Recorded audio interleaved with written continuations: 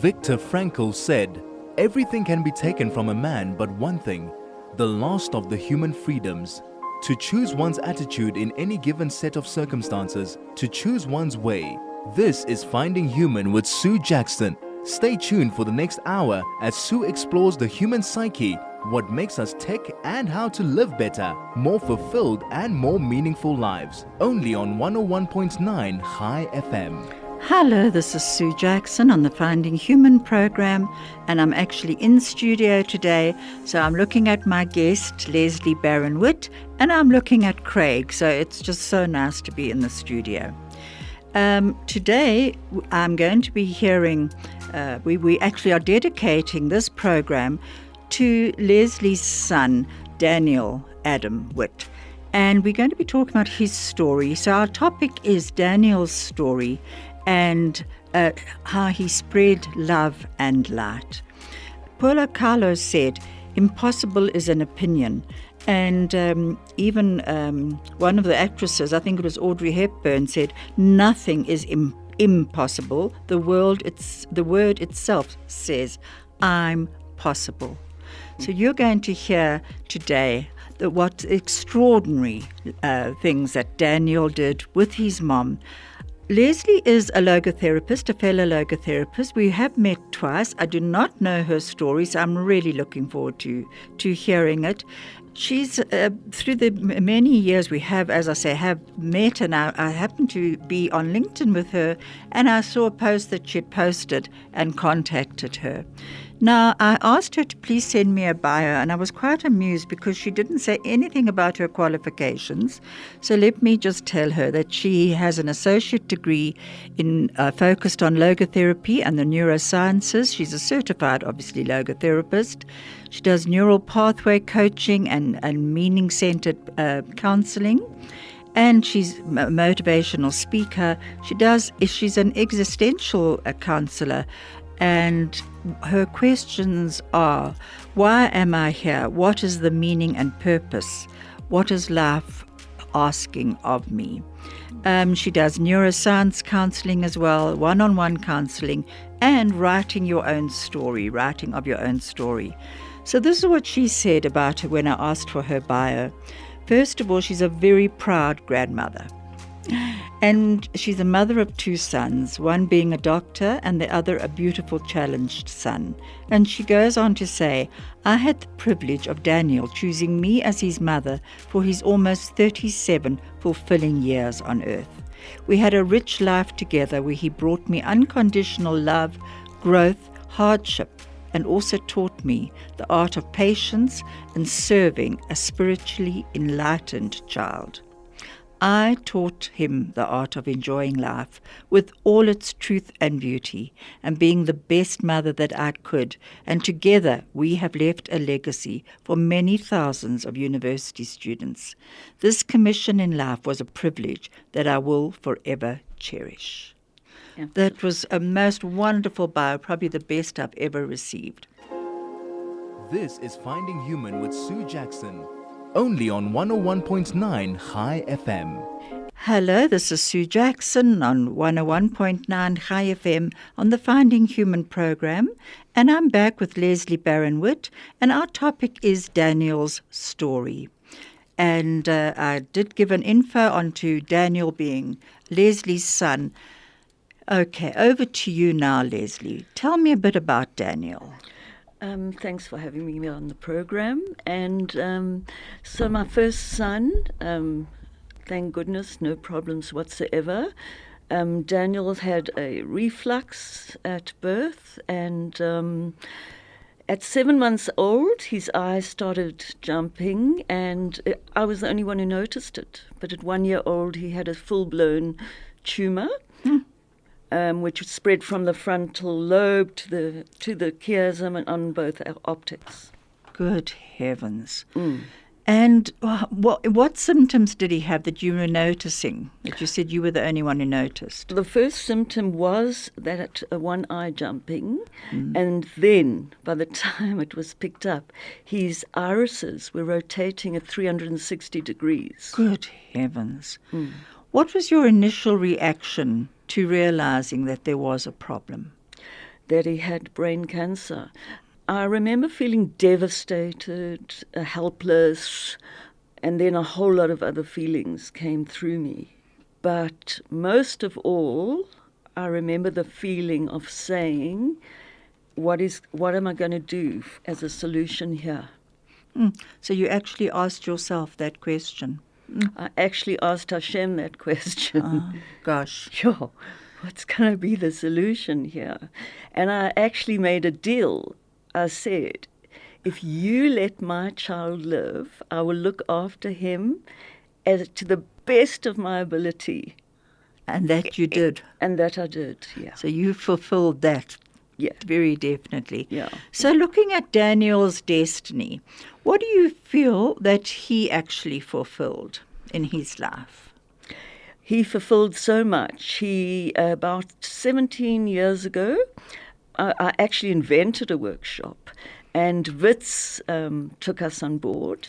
What sort of workshop? Tell me about it. It was a storytelling workshop, and what Daniel couldn't read or write, but he could sing, swear, and speak some of all our languages. Good heavens. Yeah, just from listening, right? And in the right intonation as well. Wow, that's amazing. So Witz would have, for instance, Witz or VUT or whoever, would have 60 to 80 students in the Magaliesberg, and he would call it the crying workshop. Oh, yeah, because everyone was crying. Yeah, and he would sing in Kosi and a few other songs, anything you wanted, the stem, anything. Oh. And he was a tiny little guy and naughty and full of personality and very loving and everything. Right? So at these workshops, why did they want the workshops a bit? Okay, so I'd briefly tell his story, and then I'd say to the students, now we'd love to be involved and hear and share your story. And they'd come forward one after the other. I'd facilitate those stories. And, this was the first year without him. Sure, it must be so hard. Really, I mean, he became your life, didn't he, Lesley? He didn't become my life. I still led a life, but he was a great focus in my life. I still did make sure I had fun and visited my sister and overseas and here and wherever and had a life. And your other son, how did he cope with Daniel's disabilities or his challenges? I think he became the specialist doctor that he is. I think that must have, as a child, given him the impetus. And we've got doctors in our family like all Jewish people do, you know. So I think seeing that from an early age, and it must have had its impact, and he's a clever boy, and he did film first. Oh, is that so? And what was his relationship like with Daniel? They fought. They were siblings. Oh, good. So that was a normal sibling relationship. It was a sibling relationship, and Daniel knew how to trigger him. He would put up 2 fingers, and before my other son came over for any yontif or whatever, I'd have to say to Daniel, please don't tease Jonathan. Oh, is that so? Yeah, because he knew what he was doing. Good heavens. Now, were this group that were at Wits, were they in the philosophy, doing philosophy courses, or what were they doing? You know, they choose leadership people every year. They're often people that have come from very, very tough backgrounds, sometimes a missing parent, sometimes abuse, whatever. They choose people that they feel need leadership skills and that are capable of them. And it's anyone, studying medicine, studying engineering, whatever. They mix them. So when you told Daniel's story, did Daniel pipe in and contribute towards the story as well? Was he able to do that? He didn't, because I would have, I threatened him to be quiet. In case there were too many swear words in Yes, it. yeah. What sort of conversation could you have with Daniel? Daniel copied a lot of what I said. So, and yeah, you could have a conversation as if you were having a conversation with a 4-year-old or sometimes a 103-year-old. It was varied because his senses were good. So if I had a sore stomach, or somebody else did, he could pick it up. He'd say, "Shame, you're not feeling well." Aww. He had some kind of intuitive feeling, obviously, and he listened, believe it or not, because he was a big talker like me. But he listened, and that's how he learned. And obviously, I mean, the language skill that he developed, and being able to sing in different languages with the intonation as well, as you said, correct intonation. Now, did he live at home, or where did he live? No, he lived at Selwyn Siegel. Selwyn, just tell us a little bit about Selwyn Siegel. Selwyn Siegel is a home for handicapped Jewish, but they have a lot of other people coming there as well. Or day scholars almost. That they interact with. And yeah, he resided there for, say, 30 years of his life. However, I lived 2 minutes away, so I fetched him very, very, very regularly to come home. Sometimes for short spurts. Sometimes I'd say, "Look, my hair's grey, I can't cope with you anymore. I can't manage." He'd say, "Yes, you're an old lady." This is Finding Human with Sue Jackson, only on 101.9 High FM. Hello, this is Sue Jackson on the Finding Human program. My guest today is Lesley Witt, and we are talking about her son Daniel. If you'd like to SMS us, please do so on 34519 and telegram us on 061 895 1019. Lesley, I was just thinking about something that I heard today. No, it wasn't today. It probably was yesterday. Whenever I'm cooking, I listen to a few YouTubes. And it was from Viktor Frankl, and it was a long time ago when he had just published The Man's Search for Meaning. And he said how we shoulder our suffering. And he said man is never conditioned by conditions. He is free to take a stand towards those conditions. And then Carlos Jasper, who is a German philosopher and a psychiatrist, existential psychiatrist, said, "What man is, he ultimately has become through the course which he has made his own." So it sounds as though you took the challenge that was Daniel and turned it into a course that your life took. It absolutely took that course. I got criticized on many occasions for giving too much of my life towards him, but I felt it was what life was asking of me. And I was enjoying the task. I was also finding it very difficult at times, and there was a lot of hardship. There was a lot of exclusion. People would say, "Come, but don't bring him."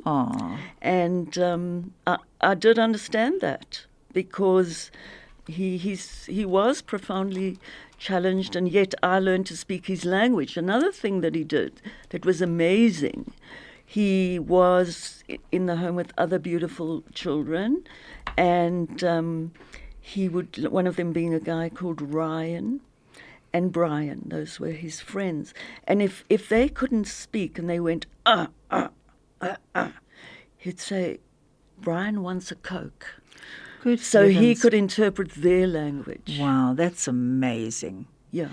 I read something that a parent carer of a challenged child said, and she said, he was my greatest joy and my greatest heartache.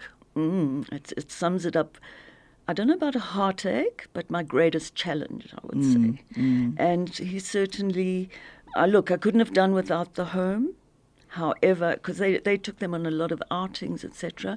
But an institution is different to home. So he loved coming home and being home and sitting in the garden and looking at the birds. And I'm sure you must have felt initially on putting him in the home a guilt about it, did you? Shocking. It was the worst day of my life. Oh. I mean it. Driving away from dropping him off. It, I was told it's the right thing to do. It was. But it must have been wrenching for you. Totally wrenching. My heart was absolutely in pieces. Absolutely. You know, an autism mom said, "Here are my shoes. Take a walk. Talk to me when you get back." Love that. Isn't that so true? Yeah. That people give you advice. They think they're doing you a favor, but they have not walked in your shoes at all. See it through their filters. Yeah. Absolutely. Now, when Daniel was first given this diagnosis, did you accept the diagnosis of brain cancer? Did they say he had a lifespan, so many months or years to live? So we went to many doctors here in South Africa. We also contacted doctors overseas and in New York. And the general advice that we were given was that he had 48 hours to live. Good and that heavens. none of them wanted to operate on him. And did any of them feel that he was worth fighting for? No, not at that point. So I had a beautiful doctor at the time, Rodney Unterslag. Yeah, I remember Rodney. Yeah. He was our doctor too. Yeah. And he was from, and he had ties to the Rebbe. And he got me on 2 phone calls to the Rebbe. And the Rebbe had his 2RC sitting next to him. I think he must have been translating. And the first question that I asked the Rebbe was, he knew that I was phoning about Daniel, okay? I've got 13 mezuzahs on my door. Is that okay? He said, if you've got 13, it's okay. Well, why were you worried about the number 13? Yeah. Oh, funny. And the second thing is, I said doctors all over have said that Daniel has a 48-hour prognosis. And he did ask me, he said he was energetically going to change the name. And he did ask for different x-rays, etc., which he must have sent to his experts. And he turned around and he said, this soul will make it. He didn't say for how long. But would make it. Yes, and I took that on board. And the child obviously felt that transmitted energy. For our listeners who don't know who the Rebbe is, it's Rebbe Menachem Schneerson, who's he was the head of the Lubavitch movement, and a man who had unbelievable abilities to see into the future, which, by the way, he said South Africa will be good. So we're all holding on to that. But how marvelous that Rodney managed to get you an appointment to speak to him. Oh, and you're telling me twice. Yeah. And the next time, what was the message? No, there was no more. Oh. Those were the 2. So those were the 2. And he just said the soul must live. So obviously... We'll make it, he said. Yeah. And he did. He made it, for 37 years? Almost 37 years, yes. It's amazing. And Lesley, in that time, were you building up your own practice during that time? Did you start logotherapy then? So I worked in corporate, doing training, coaching, and facilitation up until 2010. 2011, I took a gap year. 2013, the market wasn't so good anymore. And so I decided to go and do the full logotherapy courses, and even ended up being on their team for a short while. Oh, at UNISA. Yeah. Fantastic. And this logotherapy, it put in context for me what was happening in my life, because it spoke about pain, suffering, and death being unconditional. You can get a meaning from all of those, and I it put it in context. I was doing the stuff, and loving, and being, and doing, and shouting, and being a normal mother, and screaming, but But you were living logotherapy already. I was, but that actually put it in such a context for me. How fantastic. I see there's a message come through from Sharon, and she says, "Hi, Sue. I met Daniel once before he passed. Much love to Lesley."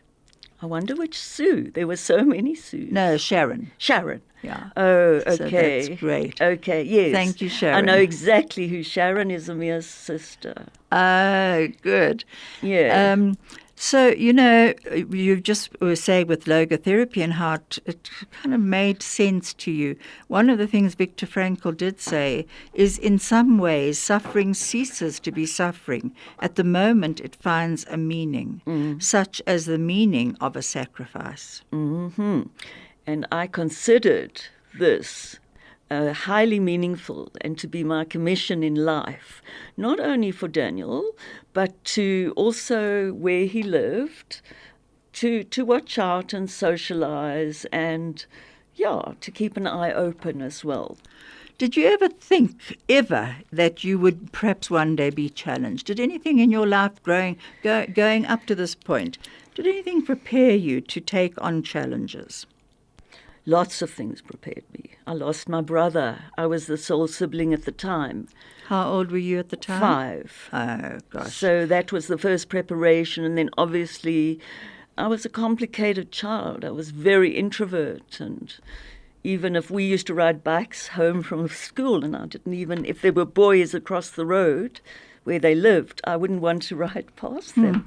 So I was complex, and I grew up in Zim, And I'm looking at a very accomplished woman with a lot of confidence. So, I mean, just look how you grew. Do you think it's through Daniel that you began to grow, or had you begun before then? No, I think we're all growing daily. And I think the experiences that get given to us, and mine there have been a lot of them, and quite a lot of challenging ones, and beautiful ones as well, and business opportunities, and all of it, like all of us, or most of us. I have grown through, lately, there was a beautiful man who was bedridden, and I sat and spoke to him. He was a judo, karate, jitsu expert, 5 different disciplines, and he had gone worldwide. And I didn't go there to speak logotherapy, but we spoke about things like death and near-death experiences and his memories and all the people's lives he touched. And in doing so, there was a reciprocity because I got so much out of him.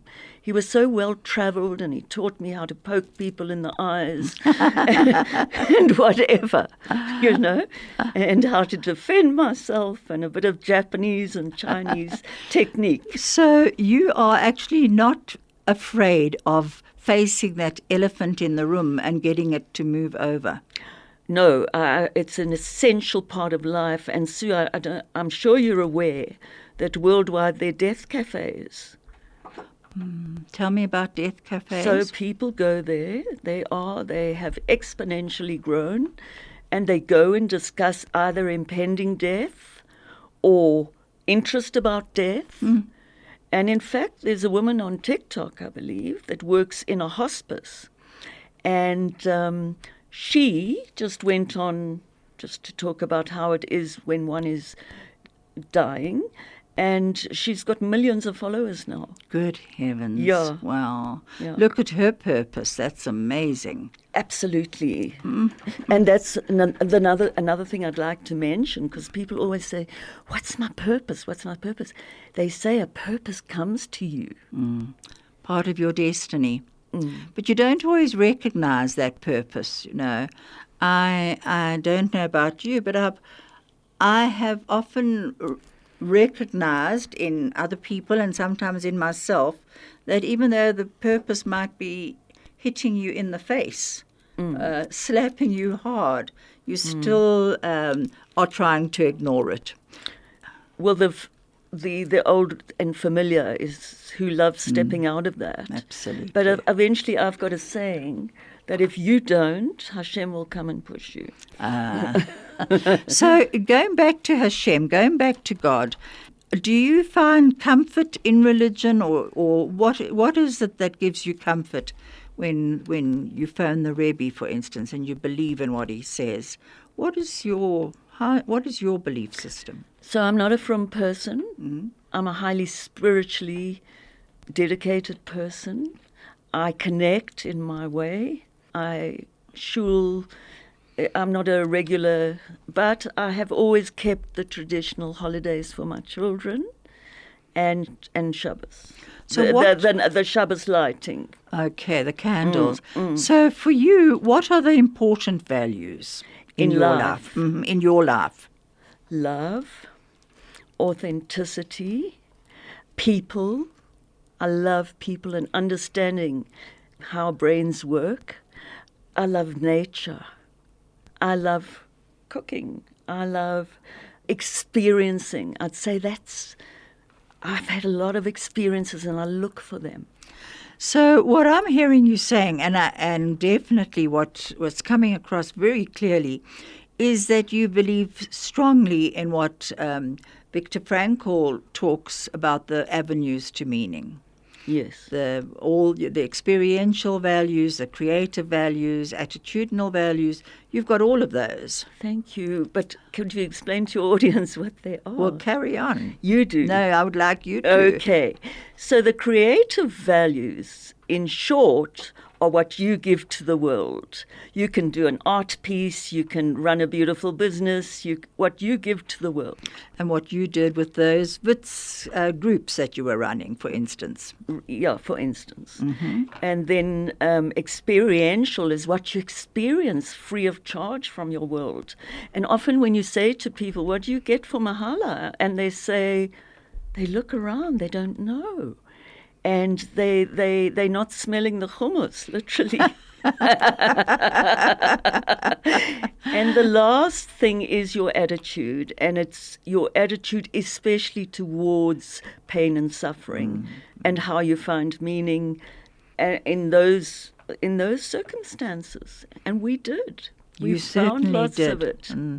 And, well, just listening to you telling me the avenues to meaning, don't forget also that it's what Patty Havinger-Kutsia used to say is gratitude, that she had discussed that with Viktor Frankl as she felt that needed to be put in as well. He said it came under attitudinal, which I do believe it did. So, there was one other thing that also came from the brave art of motherhood, and it says sometimes you have to let go of the picture of what you thought life would be like and learn to find joy in the story you are actually living. I love that. That is so beautiful. And to me, that sounds very much of what your story with Daniel, living your story, was about, that you had to let go of this perfect child that you had welcomed into the world and recognize that his challenges. Yes, but for me he was perfect because he was my child. He looked funny. He headbanged. He self-mutilated. He did all those things when he was frustrated. But otherwise he was a hell of a character. In what way was he a hell of a character? He was a jokester. I've got a very rude story. Okay, are you allowed, without swearing, are you allowed to say it on air? It's no swearing, but it involves the word sex. Can I use it? Yes.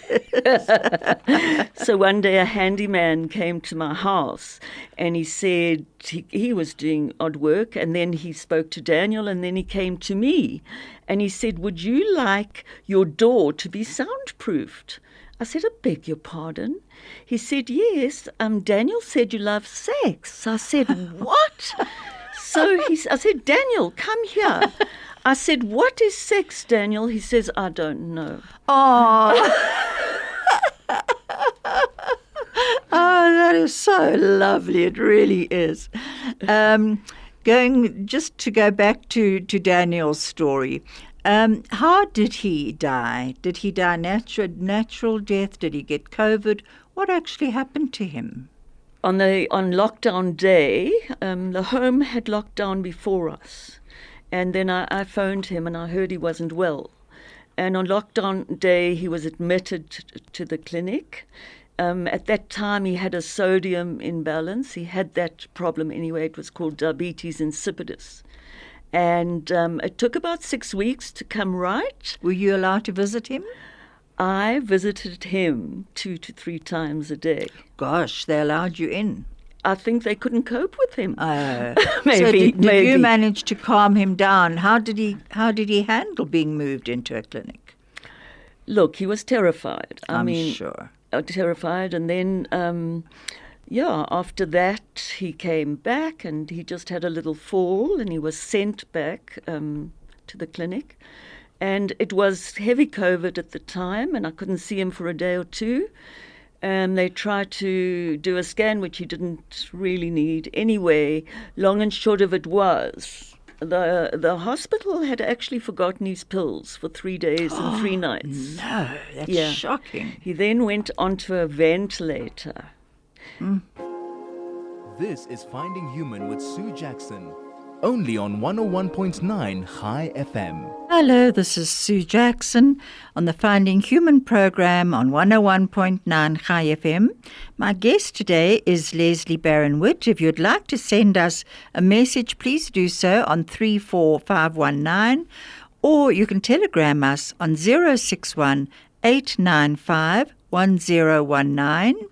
I see another message has come through. Terence Sacha, or Sasha, I'm not sure how you pronounce your surname. Taryn, it's avenues to meaning. Thank you for sharing this. That is beyond powerful. That's great to hear. Wow. And I'm telling you that Viktor Frankl will be clapping his hands. You know, Lesley was telling us the story, and faced with what people said was an impossible task, Lesley and Daniel definitely proved the naysayers wrong. And, you had a life, and you were telling me about him having to go onto a ventilator. That must have been very frightening for him. For me too. For you? Were you allowed to visit him then? They gave me, I fought for permission twice, 3 times a day, and I got it. Unfortunately, I also got the COVID. I would like to describe his illness, not in detail, but almost as a plane crash. So one thing went wrong, then the kidneys, then the this, then the that, then a deep vein thrombosis, then he couldn't walk, then, it was a plane crash. So his whole engine began to fail. Absolutely. And it was a miracle that the gynae who delivered him was my cousin. And he first said, if he lives 10 years, that will be amazing. And then he said 20. And I saw he passed recently. And he couldn't believe how that Daniel had lived. I'm sure. Good heavens. This long, That's amazing. Strangely enough, I was told when I was 7 that my brother only had 3 years to live. And he lived another, perhaps 55 years, I think. Wow. Yeah. That's a record. or was it 60 years? I think it was 60-something years. Yeah. And, there everyone had said he definitely wouldn't live. So were you with him when he actually did pass away? So I was there. It was fun. He went back into the clinic on the Tuesday. He was at home for 4.5 months. And we were lucky. I had back a buddy and they helped us. People at your home? He was at your home? Yes. Oh, gosh. From all around the world helped us actually to pay for full-time carers. I put out for that. And we were lucky enough to be given that. And so, he was at home. He only went back to the hospital. He was in hospital 11 months, home for about 4.5. And he went back to the hospital on the Wednesday and died on the Tuesday and died on the Saturday. And were you with him at the time? What happened was I was with him the whole of Friday night with a friend by the name of Aviva, a sister from another mother. Ah, how wonderful. And she had come from a very frum background, but isn't right now. But she knew all the songs, and Daniel, loving songs, she sang all the Hebrew songs to him. And she said the Shema. And we played what he called Pavarotti. He called Pavarotti. He loved that kind of music, so we played that, and we played music the whole night. And the next day, I had to go. My daughter-in-law ordered me to go and sleep for a few hours. I did. I went back to the hospital. I dropped next to him on the bedside what he called his Siddush, which was the Siddur, the prayer book that he carried around, half of it. And I put it next to him, and I said to them, if that was at about 3:30, if anything changes, please call me. But by the time I got back, thankfully he had passed. I wonder if he needed you to go in order to do so. I've seen that so often with my own, with patients through the years, that the family can sit with their loved ones for 24 hours, leave to go and make a cup of coffee or to collect somebody who was coming in from the airport, and their loved one would pass while they were not there. And almost as though they needed that energy of their loved one to leave there in order for them to let go. Yeah. Funnily enough, I so agree with you, because on the Saturday morning, he let go of my hand early in the morning before I left, as if to say, give me my space. Well, gosh. And now you've had to give yourself permission to live on. What are you doing? Oh, no, wait, let's go back to COVID, because you got COVID. You and then you lost your partner as well. I mean, you had a lot of losses last year. The year before I had COVID in 2020. It was 2020. Critically, touch and go stuff. Did you get it while Daniel was in hospital? I was feeding him and he sneezed. And I got the news that night that he had COVID. So, I got it. I survived it thanks to my children. Your medical children? My medical children, that was amazing. My son sent me to a faraway hospital and he said, don't worry, you won't be getting any visitors. And my daughter-in-law monitored me all the way through with oxygen, and Atsolo were just amazing. They were the only people that came in. And so did you feel at any stage that you had to fight for your life? I felt very grim, but somehow, somewhere, there wasn't a fear. I don't know, I didn't feel fearful. Perhaps I knew I had to get back to Daniel. Gosh. And then had Daniel already passed when you lost your partner? Daniel passed in the May. My partner came into my life, not for a long while, but he came in my darkest hour when Daniel was ill. And we had such an amazing relationship. We connected with music. We connected in nature. He was a health freak. He played the guitar. So we had sing-along evenings, and we sat in my beautiful garden, all of us, eating popcorn and and drinking wine. Yeah, absolutely. We'll get back to that. Okay. This is Finding Human with Sue Jackson, only on 101.9 High FM. Hello, this is Sue Jackson, and the time is going so quickly. My guest today on 101.9 High FM is Lesley Witt, and our time is going, and I see there's a message from Mike Lubo. Thank you, Mike. He says it is the energy of the visitor, love, one that holds a person in transition in limbo. At that stage, before passing, the soul is already hovering outside the body. Those that are living should give those that are sick permission to leave. And I have to agree with you there, Mike. I've seen that so often. And Leslie's nodding her head. Did you give Daniel permission to leave when he stopped holding your hand, for instance? So I didn't give him permission then, but when I went back to drop his siddur, then I didn't want to wake him. He was sleeping peacefully. But I said, Danny, you are going to fly like a bird to Hashem. And when you get there, because his dad had passed in the June of 2020, not from COVID. And I said, and when you get there, your dad will be waiting for you. Oh, wow. So that was permission to go and to meet up with his father. You know, time is running out, and I wanted to give your numbers out. Your number is, Leslie's number is 083 325 3532, and her email address is baron@iafrica.com. It's BARON, small, at iafrica.com. baron@eafrica.com. What Viktor Frankl said in his book was, what was really needed was a fundamental change in our attitude towards life. We had to learn ourselves, and furthermore, we had to teach the despairing men that it did not really matter what we expected from life, but rather what life expected from us.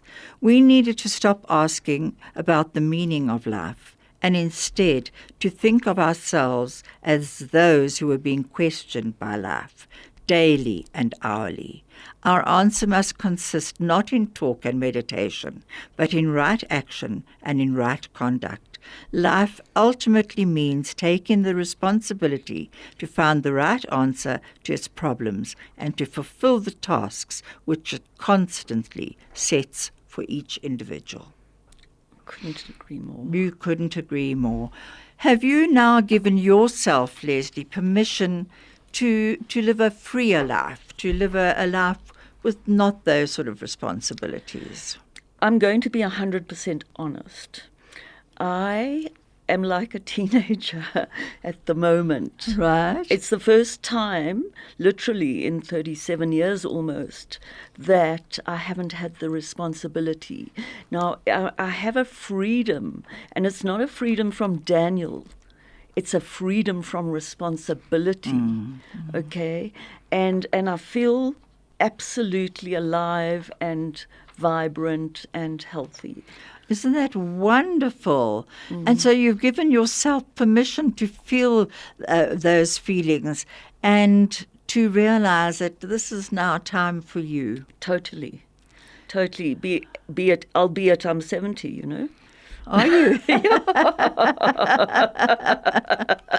Well, you don't look it. You really don't. And I must admit that I'm sure many people who are listening in will find comfort in that, because so often there's guilt attached to living on without a loved one.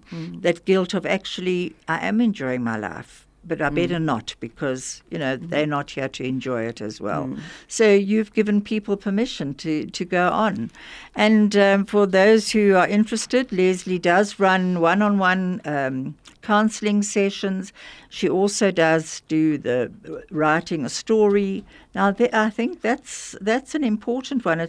I see it said Zim Kids. What is Zim Kids? Okay, so Zim Kids, I'm from Zimbabwe, and I used to go to Zimbabwe every year by car and just fill it up with goodies. And at the time, I did many workshops. I did some in what they called the locations under trees. Go on. With people who couldn't even speak English. Huh. How fantastic. And then I did some for some groups of men and women that were going through extremely tense times at the time. And I did HIV AIDS orphans who ran homes. And Zim Kids, I went every year and I did storytelling for Zim kids. Oh, that's And actually haven't so healing. Been for during them. COVID times, yeah. And the man who runs it, Tinashi Basa, he's just the most amazing man. He came from such humble beginnings. Yeah. Fantastic. I mean, that's wonderful to know. Pooh Bear said, if ever there is a tomorrow when we're not together, there's something you must always remember. You are braver than you believe, stronger than you seem, and smarter than you think. But the most important thing is, even if we're apart, I'll always be with you. So may Daniel always be with you, Lesley. Thank you so much for sharing this time with me. Thank you, Craig, for keeping us on air. I will be back next Tuesday.